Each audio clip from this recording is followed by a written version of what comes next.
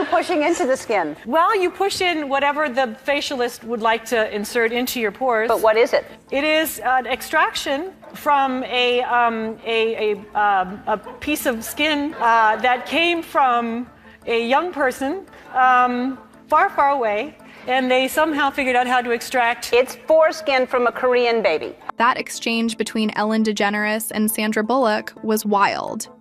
So you probably didn't even catch the sickening question that came right before the end of the clip. Would you go for a Pins facial with Sandra Bullock? Why in the world would somebody want that? And how come anyone can extract foreskins off of Korean babies, let alone then inject them into some Hollywood elite's face like it's nothing? This bizarre exchange is circulating online for obvious reasons, but it's not the only Ellen clip that's resurfacing across the internet. It's only the beginning of a much weirder and deeper rabbit hole people have been going down lately when it comes to Ellen. And lo and behold, this may be the most innocent clip that has gone viral over the recent weeks. So if you thought bizarre beauty treatments discussed on national television were the strangest thing about Ellen, just wait until you see what people started noticing next. Because while that segment was making the rounds online, another theory started picking up traction, this time on Reddit. Catching one user's eye, the eerie similarities between Ellen's set design and the Epstein Island quickly spiraled into something way darker. And although the initial question posed in the OP was simple, "Hey Ellen, why does your set look like Epstein Island?" What people have said in the comments was really hard. I mean, she was really good friends with Diddy for years, and as soon as he was arrested, she conveniently moved out of the USA and tried to make it seem like it was for being too gay.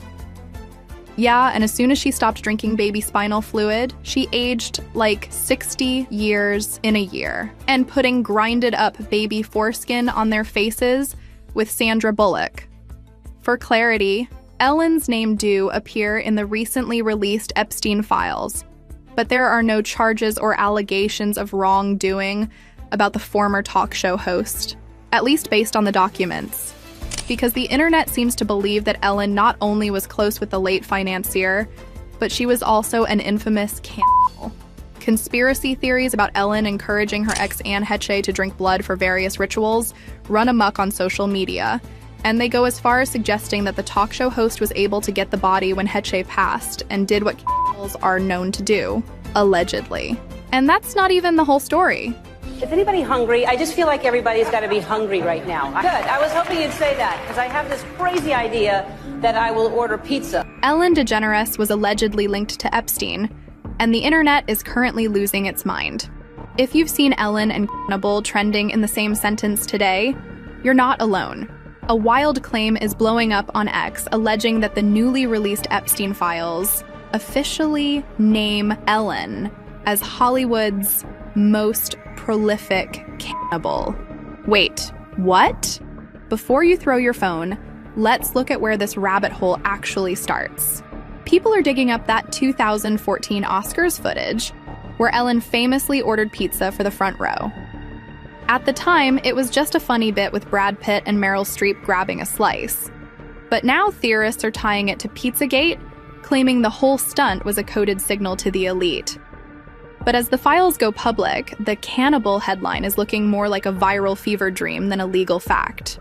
While hundreds of high-profile names appear in the broader Epstein records, ranging from politicians to entertainers, the documents don't actually contain a cannibalism section. It's a classic case of the internet taking a dark list and turning it into a horror movie script.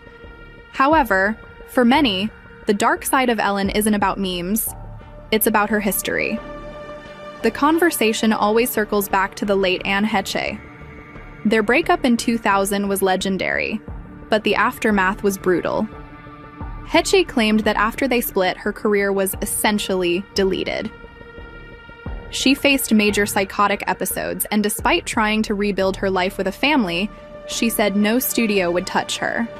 She famously felt blackballed by the industry Ellen ruled. Years later, Anne died in that mysterious high-speed car crash into a house in Mar Vista.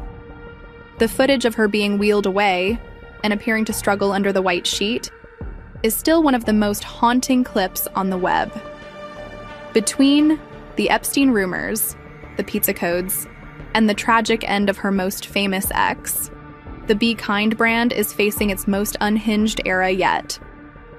Adding fuel to the fire, NFL star Aaron Rodgers recently went on Joe Rogan's podcast and dropped a total bombshell. He pointed out a disturbing resemblance between the iconic blue and white striped temple on Epstein's Island and the actual set of the Ellen DeGeneres show. While Rogan tried to play it off as a coincidence, the internet isn't buying it. People are side-buying the photos and losing it over the architectural similarities. Whether it's just a design choice or something deeper, the Ellen Files rabbit hole just got a whole lot deeper. And even worse. 5 years after the 2020 scandal that toppled her Be Kind empire, fresh allegations are pouring in, and they're juicier than ever. A former anonymous Ellen DeGeneres show cameraman is stirring the pot again, calling the behind-the-scenes atmosphere a full-blown horror show.